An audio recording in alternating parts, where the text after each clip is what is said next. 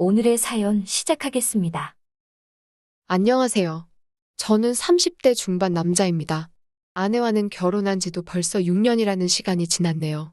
연애를 하면서 이 여자가 아니면 내 미래는 상상도 못할 거라 생각을 했고, 결혼식장에서 당당히 신랑 입장을 할 때라든지, 신혼집 공사가 끝나 처음 둘이서 두 손을 꼭 붙잡고 집 안으로 들어설 때, 정말 제 아내와 평생을 행복하게 백년해로 할 것이라는 걸 믿어 의심치 않았습니다. 바늘과 실마냥 어디를 가든 둘이 꼭 붙어 다닐 거라 생각했던 저희 신혼생활은 생각보다 금방 끝나버리게 되었네요. 맞벌이 부부를 생각하고 결혼을 했는데 결혼 6개월이 지나니 아내가 더는 힘들어서 못하겠다며 회사를 그만두고 전업주부를 하겠다고 나섰습니다. 아직 갚아야 할 대출도 있는데 아이가 생긴 것도 아니고 너무 이른 것 아니냐 했더니 아내는 대학 동창 누구는 옆집 사는 누구는 하면서 자기가 아는 사람 이름을 하나씩 대면서 걔들은 결혼하고도 회사는커녕 집에서도 손에 물도 안 묻히고 편하게 산다는데 자기는 돈까지 벌고 집안일도 해야 하냐면서 둘 중에 하나만 하겠다고 하는 거예요. 당장 달달이 나가는 대출금 생각을 하니 아내가 하루라도 더 일을 해주는 게 좋겠다는 생각이 들었습니다. 그런데 막상 집안일을 내가 할 테니 회사에 나갔으면 좋겠다고 하니 또 자기 주변 사람들 이름을 대면서 쟤들은 남자 잘 만나서 호의호식 하는데 나는 왜 이렇게 살아야 되냐며 짐을 싸가지고 친정으로 가버리더라고요. 제가 뭘 그렇게 잘못한 건지는 모르겠는데 결국 장모님한테 해명 아닌 해명을 하고 사죄까지 하고 난 뒤에야 아내가 회사를 그만두겠다는 조건으로 다시 집으로 데리고 왔습니다. 그런데 막상 또 아내가 항상 집에 있으니 집안일도 잘 해놓는 것 같고 음식도 여러 가지 종류별로 해주는 게 썩 나쁘지가 않더라고요. 이거 나름대로 좋을 거라 생각했는데 그것도 잠시 아내가 전업주부 생활을 시작한 지 몇 개월이 채 지나지 않아서 매일매일 새로운 반찬은 고사하고 그나마도 따로따로 접시에 담아주던 반찬마저 유리 반찬 통째로 대충 꺼내주는 게 당연해졌습니다. 제가 퇴근하고 들어오면 뭘 그렇게 누구랑 연락을 하는지 핸드폰만 밤새 들여다보면서 잠도 저보다 늦게 들고 그러니 당연히 아침에 늦게 일어나게 되고 아침도 더 이상 차려주지 않더라고요.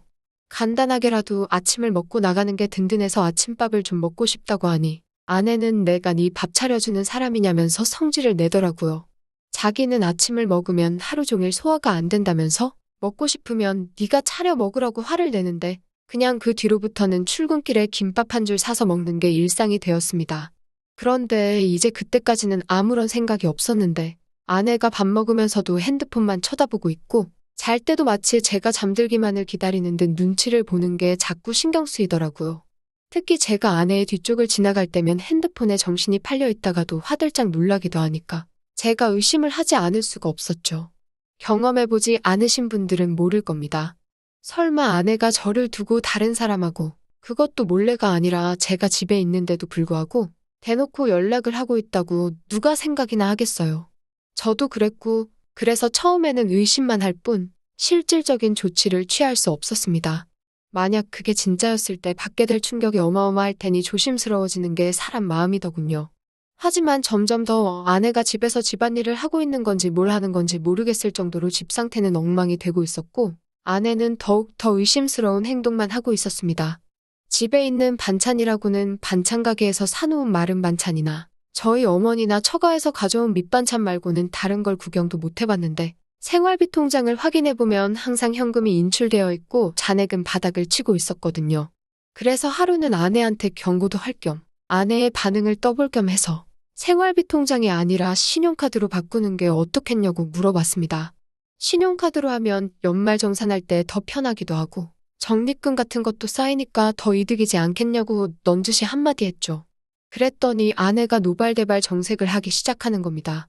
저보고 네가 살림을 해봤냐 어쩌냐 하면서 자기는 그냥 마트에 가면 되는 걸 한 푼이라도 아껴보겠다고 시장에 가서 현금으로 결제에다가 깎아서 사는 거라고. 그깟 현금 영수증 좀 안 하면 어떠냐고 하면서 자기가 장을 현금으로 싸게 보는 게 더 돈을 아낀다 뭐다 하면서 성질을 내더라고요.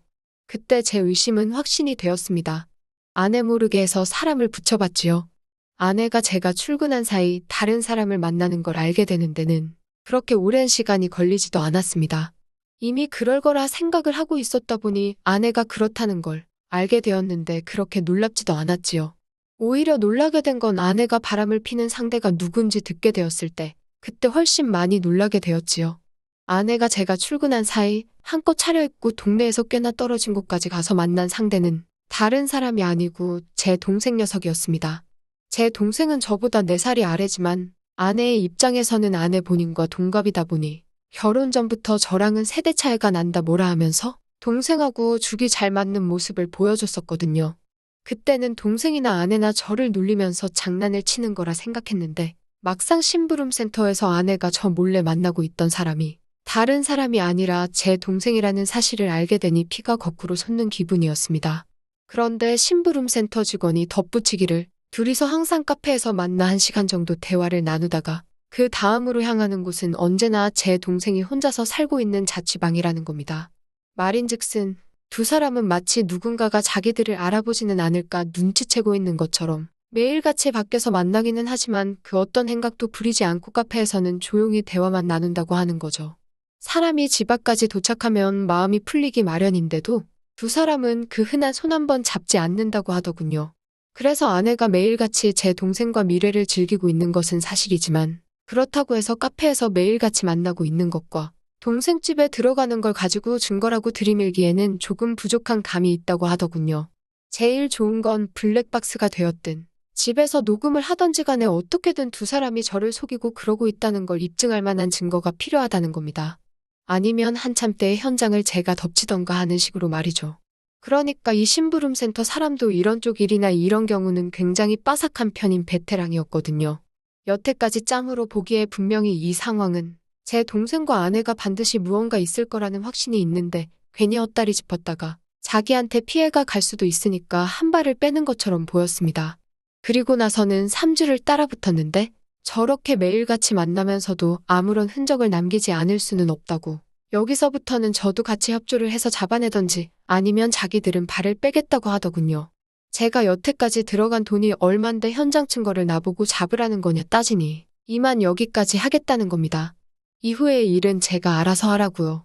어디 돌팔이 같은 놈들한테 엮인 기분도 들고 괜히 다른 센터를 찾아봐야 그 정도로 주도면밀하면 아무것도 못 잡아낼 수도 있겠구나 하는 생각에 저도 더 이상 시간 낭비를 하지 않기로 했습니다. 그냥 제가 현장을 직접 덮쳐버리는 게 낫겠다 싶었어요. 회사에 월차를 내고 렌트카를 하나 빌려서 동생이 사는 자취방 앞에 대기하고 있었습니다. 아내는 제가 출근한 줄로만 알고 있을 테니 매일같이 만나고 있다고 하는데 당연히 그날도 둘이 똑같은 패턴으로 카페에서 둘이 만나서 동생 집으로 도착을 하겠다는 계산이 섰습니다. 차 안에서 숨죽여서 기다리고 있었지만 그 시간이 평소와는 다르게 엄청나게 천천히 가더군요. 이 무더위 속인데도 모자도 뒤집어 쓰고 최대한 안 보이게 동여매고 있으니 거기에 차 시동도 걸어놓지 못하는 상태다 보니 정말 죽을 맛이었습니다. 그런데도 심장은 엄청 빠르게 뛰고 정말 그 차 안에서 무슨 생각을 했는지 기억도 안 날 정도로 오만 가지 생각이 오고 갔습니다. 아니나 다를까? 거의 매일같이 똑같은 패턴으로 행동한다는 말과 똑같이 두 사람이 시야에 들어오더군요. 사진으로 보는 것보다 실제로 보니 정말 치가 떨려서 그 자리에서 문을 박차고 나가 두 사람한테 욕 한 바가지를 쏟아붓고 싶었지만 현장을 덮치기 위해 속으로 참을 인자 새기면서 참아냈습니다. 카페에서 둘이 시간을 보냈으니 집 안에 들어가자마자 본게임을 시작하려나 그 길로 저도 뒤따라 들어가 문을 열고 들어가고 싶었지만 참았습니다. 그때의 1분 1초는 정말 제 인생 그 어떤 시간보다 느리고 천천히 흘렀습니다. 무더위에 두 사람 다 걸어오느라 고생 좀 했을 테니 땀이라도 식히고 시작하겠거니 싶어서 조금만 더 시간을 두고 기다리기로 했지요. 동생집 비밀번호는 제가 이미 옛저녁부터 알고 있었습니다. 바꾸는 거 별로 좋아하지도 않아서 예전부터 한 번호만 쭉 고집해온 녀석이거든요. 이미 두 사람이 집에 들어간 상황에 저도 뭘 더 차 안에 있을 필요가 있겠나 싶어 저는 이미 동생집 앞까지 들어와 있는 상황이었습니다. 얇아빠진 철제 현관문 너머로 아내와 동생의 목소리가 들려오는데 정확하게 무슨 내용을 말하는지는 들리지 않았지만 동생이 벌써부터 시작을 한다느니 어쩌니 아내가 오늘은 조금 빨리 좀 끝냈으면 좋겠다느니 어쩌니 하면서 하하호호거리며 이야기를 주고받더군요. 아니나 다를까 5분도 걸리지 않아서 두 사람은 뭘 하는 건지 문 너머로 들려오던 소음도 하나 들려오지 않고 조용하니 아무 소리도 들리지 않기 시작했습니다. 둘이서 나누는 대화 때문에라도 이미 미칠 것 같았는데 막상 아무 소리도 들리지 않으니 눈앞이 깜깜해지더군요. 더는 기다리지 못하겠다 싶어서 문을 박차고 들어갔습니다.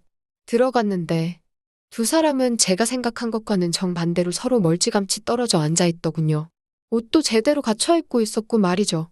오히려 그 문을 따고 들어간 제가 더 당황스러웠습니다. 지금 뭐 하는 거냐고 크게 외치면서 들어갔는데 오히려 제가 민망한 상황이 되어버렸어요. 아내는 집에서 재택근무 형식으로 일을 할 수 있게 인터넷 사업을 구상 중이었고 그 과정에서 컴퓨터에 능숙한 제 동생에게 도움을 받고자 그동안 동생을 만나왔던 겁니다. 오히려 제가 동생과 아내에게 몹쓸 짓을 하고 만 상황이 되어버렸죠. 손이 발이 되도록 싹싹 빌어야 했습니다. 아무리 의심할 게 없어도 그렇지. 어떻게 동생과 아내를 그런 사이로 의심을 할 수 있느냐고. 동생에게 한 소리, 아내에게 한 소리 듣고 나서 나아가서는 어머니에게 한 소리 또 듣고 장모님한테는 아주 가루가 되도록 욕을 얻어먹었습니다. 졸지에 저는 아내랑 친동생 사이를 의심하는 의심병 환자가 되어버렸죠. 그 이후도 후유증이 엄청나서 아내와는 서로 말도 하지 않고 지내게 되었습니다. 그렇게 되니 너무 억울하더라고요. 그래서 아내의 뒤를 캘 때 고용했던 심부름 센터 직원을 만나서 따졌습니다. 어떻게 자기는 아무 잘못 없다 잡아떼고 면피를 하려고 할 줄 알았는데 심부름 센터 직원이 돈은 다 환불해준다고 하면서도 자기는 억울하다고 하는 겁니다. 자기가 이걸로 밥 벌어먹은 게 어디 한두 해 한 게 아니라고 나름 업계에서도 베테랑이라고 자부하고 다니고 그동안 경험에 의해서 저와 제 동생의 사이가 거짓이 아니고 거의 확신에 가깝다는 듯이 이야기를 하기 시작했습니다. 이 양반이 내가 틀렸다고 하니까 가오가 그렇게 상했나 싶었고 저는 사실 억울한 게 더 컸기 때문에 헛소리하지 말고 그럼 환불이나 해달라고 했어요. 그 양반한테 보수를 환불받는다고 해도 이미 엎질러진 물을 되돌려 놓기에는 힘든 상황이었지만 그래도 마음이라도 풀고 싶었거든요. 그런데 그 양반이 흔쾌히 환불을 해준다고 했다가 자기한테 짧게는 2주에서 길게는 2달만 시간을 달라고 하더군요. 제가 보수로 준 돈이 그렇게 큰 목돈이 아니었는데 이 양반이 돈이 궁해서 그러는가 싶었습니다. 그런데 그게 아니었어요. 정확하게 한 달이 지나서 그 양반이 저에게 녹음 파일 하나와 사진 몇 개를 내밀더군요. 그리고 그건 사실이었던 겁니다. 아내와 제 동생의 사이가 말이죠. 심부름 센터에 어떻게 그걸 확신했냐고 했더니 주변 정황만 봐도 다 보이는 상황이라는 겁니다. 갑자기 커진 아내의 씀씀이와 돈의 사용처를 들키기 싫어서 현금을 사용하는 것까지 말이죠. 제 아내가 동생 집에 들락거리는 건 어떻게든 둘러댈 수가 있지만 돈을 번다고 하는 일인데 오히려 소비만 더 커지고 있으니 뭐가 있어도 있다고 확신을 했다는 거죠. 그리고 두 사람이 사랑의 속삭임을 나누는 정황을 녹음을 했고 한 달간의 추적 끝에 두 사람이 마음을 놓은 사이 길거리에서 손을 꼭 붙잡고 있는 사진을 찍는 데까지 성공한 겁니다. 보통 그런 식으로 미래를 즐기는 커플들에게는 공식 같은 게 있다고 하더군요. 아무래도 떳떳한 만남이 아니다 보니 데이트 장소가 매번 갔던 곳으로 한정적인 커플이 있기도 하다네요. 그러면 그 커플의 특징이 테이블 같은 곳도 매번 같은 자리를 선호한다는 겁니다. 그 덕분에 둘이서 사랑의 속삭임을 나누는 대화 내용도 녹음을 뜰 수 있었다고 하고요. 환불을 받으려고 했는데 심부름 센터에 추가 수당까지 지불하고야 말았어요. 아내와 동생을 한 대 불러 그 둘 앞에 제가 확보한 사진을 들이밀었더니 제 앞으로 달려와서 무릎을 꿇고 빌더군요. 속일 생각은 없었다고 두 사람 다 잠깐 정신이 어떻게 되었었나 보다고 하면서요. 자초지종을 들으니 아내가 처음에는 재택근무로 돈을 벌며 가게에 보탬이 되려고 했던 건 사실이었습니다. 그리고 컴퓨터에 일가견이 있는 제 동생에게 찾아가 도움을 요청한 것도 사실이고요. 저 모르게 시작해서 놀래켜줄 생각에 저한테는 따로 말을 한 적이 없다고 합니다. 그런데 아무 경력도 없는 여자가 제 동생이 컴퓨터를 아무리 잘한다고 한들 인터넷으로 장사해본 경험도 없는 새파란 햇병아리에 불과한데 초짜 둘이서 머리를 싸매고 있는다고 해도 돈이 벌릴 리가 만무했던 거죠. 그렇게 둘이서 맨땅에 헤딩을 하면서 생활비며 용돈이며 끌어다 써서 돈을 날리고 나니 그러는 과정에서 둘이 정분이 나버린 거였어요. 처음에는 그냥 돈이 안 벌리는 상황의 스트레스 해소용으로 시작한 건데 날이 갈수록 그 마음이 커져가서 이 지경까지 왔다고요. 그러니까 제가 쳐들어간 그날도 일을 하고 있던 건 맞지만 일이 끝나면 둘이서 즐거운 시간을 보낼 계획이었던 거죠. 그런데 제가 좀 더 참지 못하고 현장을 확실하게 덮치지 못했을 뿐이었던 거였고요. 운도 참 지지리도 없게 조금만 더 참았으면 그때 이미 발견하는 거였는데 오히려 제가 성급하게 행동을 해서 두 사람한테 알리바이만 만들어준 꼴이 돼버린 겁니다.